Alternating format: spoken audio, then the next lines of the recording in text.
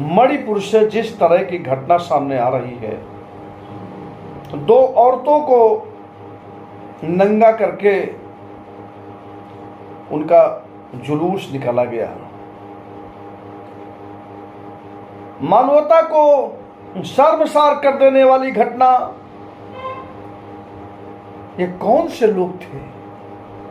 वो किसी की माँ थी, बहन थी।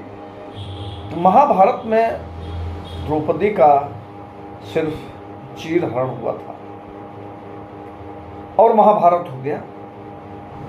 यहाँ तो दो स्त्रियों को नंगा करके सड़क पर उनका जुलूस बनाया गया, उनके स्तनों को खुलेआम भीड़ के सामने नोचा गया, उनकी योनि में हाथ घुसेड़ा गया। दिल कांप उठता है। ये कहाँ गए हम? सभ्यता का, विकास का दम भरने वाले हम लोग। ये कौन सी मनुष्यता है? ये कौन सी इंसानियत है? ये कौन से आदर्श है? ये कौन से मानव मूल्य हैं? ये कहाँ आ गए? हम कहाँ खड़े हैं? हम जब आदिमानव थे, जब हम जंगलों में रहते थे, जब हम पेड़ पौधों की पत्तियों से अपने अंगों को ढकते थे, तब इस तरह की भीभत्स घटनाएं कहीं नहीं दिखती थी। और मर गया इंसानी समाज। ये मनुष्यता के खात्मे की निशानी है और इसके जिम्मेदार हैं हमारे देश के मठाधीश, हमारे देश की सरकारें, हमारे देश के हुक्मरान। 3 महीने से कत्लेआम चल रहा था और हमारे माननीय प्रधानमंत्री जी एक शब्द नहीं बोले। वहां जाना तो बहुत दूर, एक शब्द भी नहीं बोले। और ये जातियों का और संप्रदायों का जो खेल है, ये फैलाया भी उन्हीं ने है। ये उसी के पुरोधा हैं जो लोग बांट कर सत्ता में बने रहने में माहिर हैं। ये देन तो उन्हीं की है। अपने आप को मनुष्य कहने पर मुझे घिन आ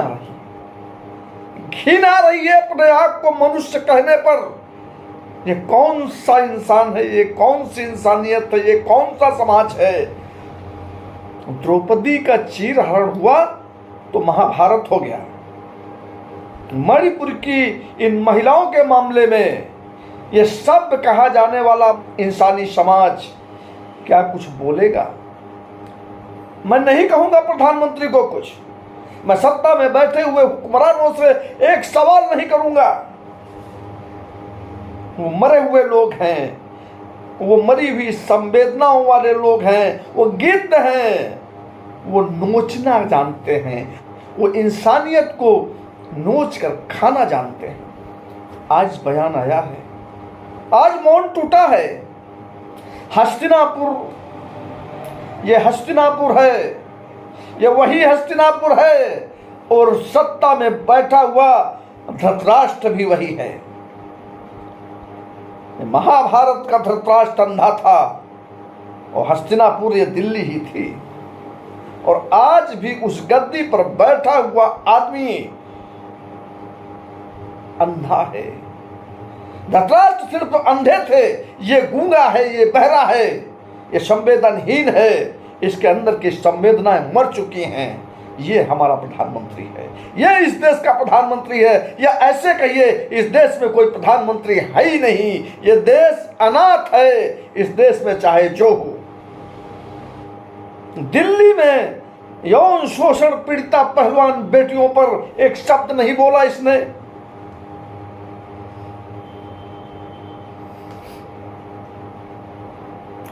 आज भारतीय इतिहास का सबसे काला दिन है। ये पूरी मानवता को शर्मसार करने वाली घटना, ये 135 करोड़ जनता के माथे पर पूरी दुनिया में कलंक है। 135 करोड़ भारतीयों के माथे पर यह कलंक है। ये तमाशा पूरी दुनिया देख रही है। और क्या संदेश जा रहा है? हमारी सुरक्षा व्यवस्था, अगर हमारे प्रधानमंत्री बोले होते, अगर हमारी सरकार अरे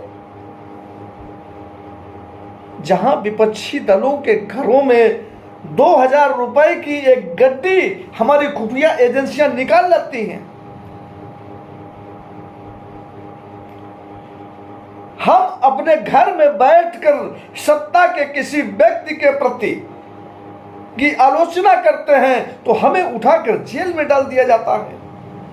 ये इस देश में हो रहा है ना। कोई सुनवाई नहीं, कोई अदालत नहीं, कुछ नहीं। अगर सत्ता में बैठे हुए लोग चाहते तो मणिपुर की इस घटना का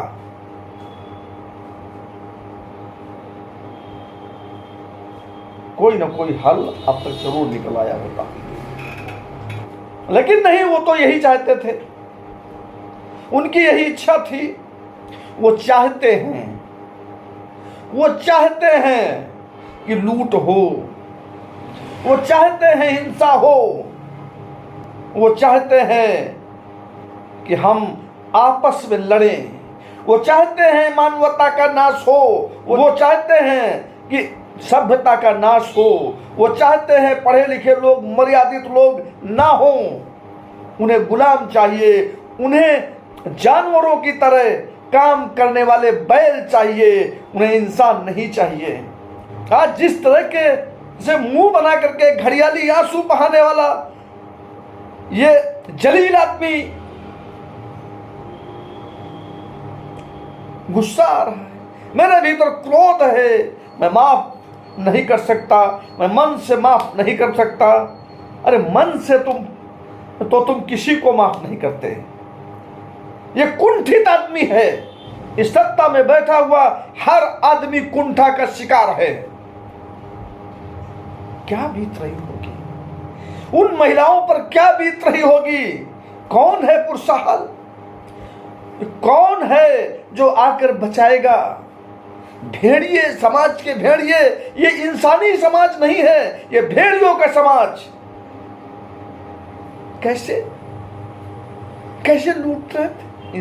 ये इंसान के रूप में भेड़िए हैं, नोच रहे थे, उन औरतों को नोच रहे थे। कैसे नोच रहे थे? कलेजा फट जाता है, कलेजा फटने लगता है।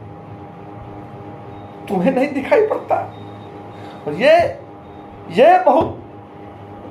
ये शर्मनाक घटना है। लेकिन इससे पहले भी इस देश में कुछ बहुत अच्छा नहीं हो रहा है।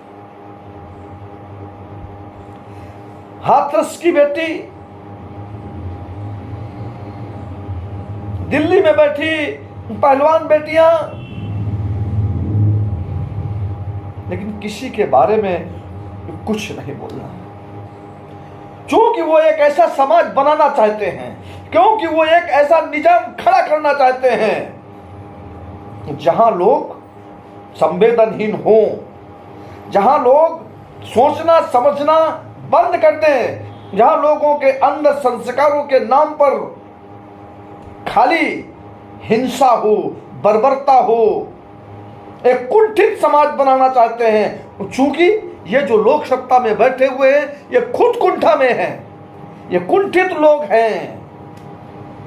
ये सैकड़ों साल से इस तैयारी में थे कि हमको इस देश की सत्ता पर काबिज होना है, और 10% लोगों के हाथों में सत्ता रखकर आज मैं बताता हूं कि ये क्या चाहते हैं, ये देश को कहां लेकर जाना चाहते हैं, इनके पीछे की मंशा क्या है। ये इस देश के 10 या 20% लोगों के हाथों में पूरे देश की संपत्ति, सुख समृद्धि देकर 80% को खाली मशीन बना देना चाहते हैं। और मशीनें जहां होती हैं वहां संवेदनाएं नहीं होती हैं।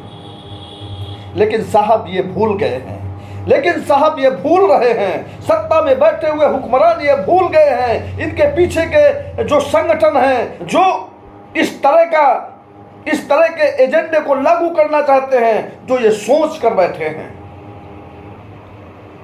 कि ऐसा होगा, ये संभव नहीं है।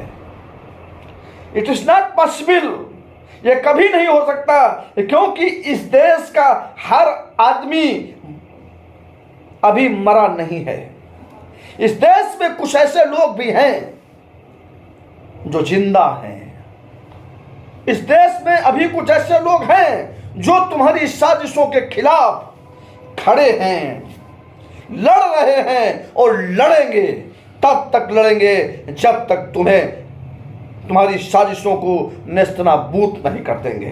अरे शर्म आनी चाहिए, तुम मन से माफ नहीं करोगे, तुम्हें क्रोध आ रहा है। अगर तुमने कोई अच्छा कदम, एक ठोस कदम उठाया होता, जब मणिपुर जल रहा था, वो एक महिला मीरा वो हाथ जोड़कर विनती कर रही है, वो आपके सामने गिड़गिड़ा रही है, वो आपसे हाथ जोड़ रही है और कह रही है कि प्रजा को बचा लीजिए।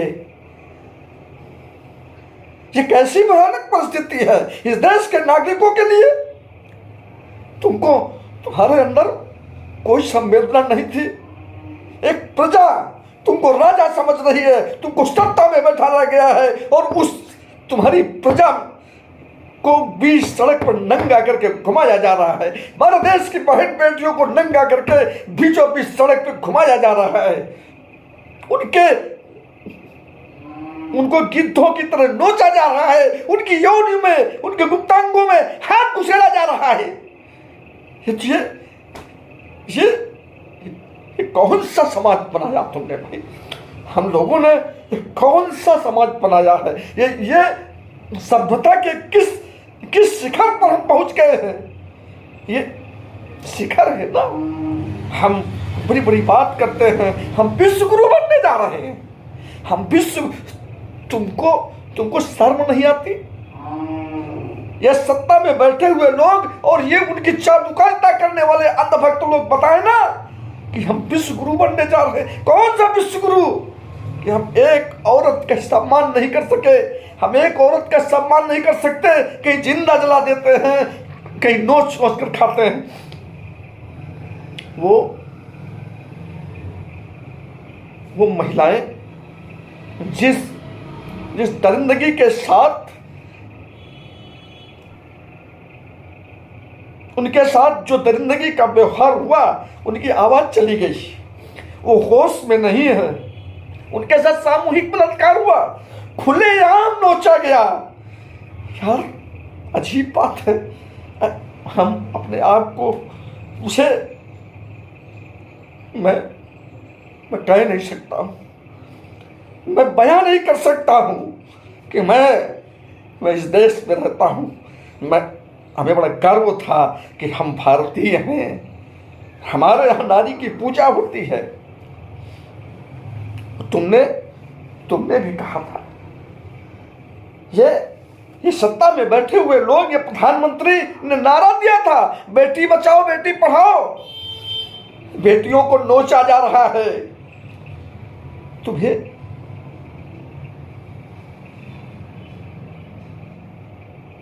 अजीब बात है। क्या कोई महाभारत होगा? और इस देश के नागरिकों को मैं एक बात बता देना चाहता हूं कि तुम जहां भी हो,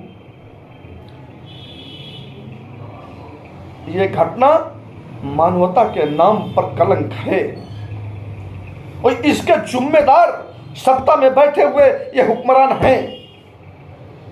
इससे इनकार नहीं किया जा सकता। तो इस सत्ता के खिलाफ लिखिए, बोलिए। ये जो समाज बना है, ये इन्हीं 9 सालों में बना है। इसके पहले हमारा समाज इतना भयानक नहीं था ये।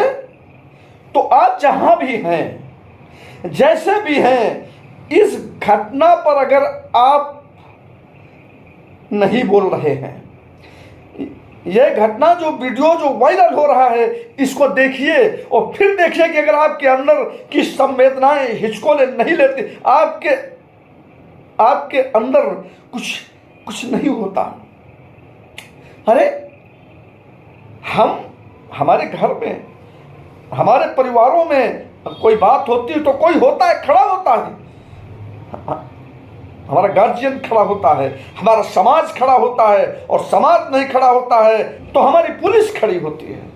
हम अपने आप को सुरक्षित महसूस करते हैं, क्योंकि एक सरकार होती है। हमें जब कोई सहारा नहीं होगा तो हमारी मदद सरकार करती है। अगर हमारा घर मदद नहीं करेगा, हमारा परिवार पड़ोसी मदद नहीं करेगा, हमारा समाज मदद नहीं करेगा, तो हमारी सरकार मदद करेगी। लेकिन यहाँ तो पूरा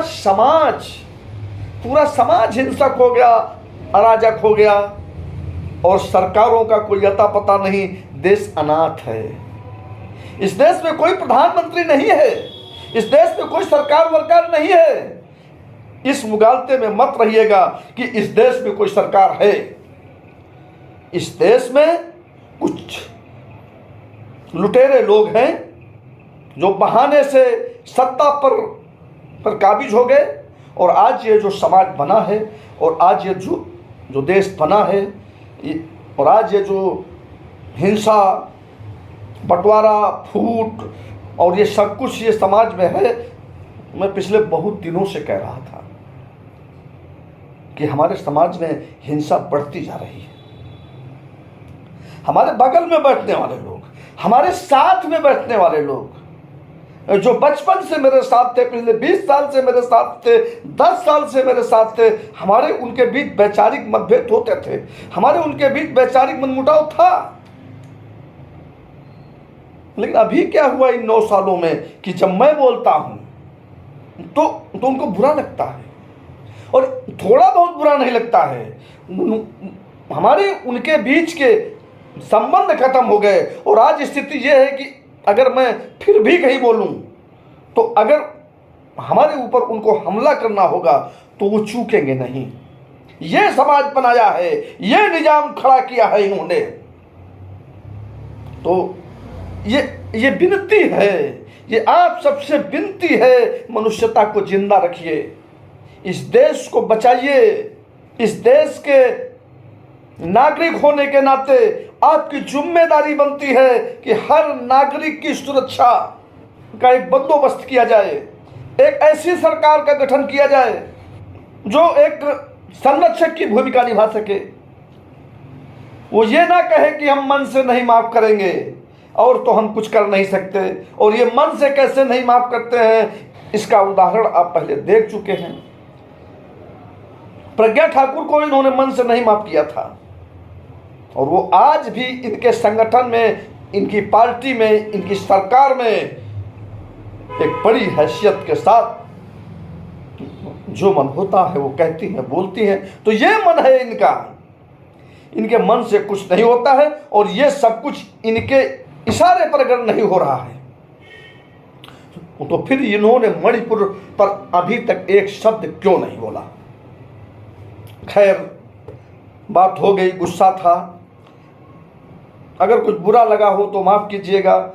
हालांकि मैं जो बोल रहा हूँ बहुत सोच समझ कर बोल रहा हूँ, और कुछ गलत नहीं है। बुरा किसी को बेवजह लग जाए तो वो बात अलग की है, लेकिन सच्चाई यही है कि ये देश अनाथ है, और इस देश में एक और महाभारत की आवश्यकता है, ज़रूरत है।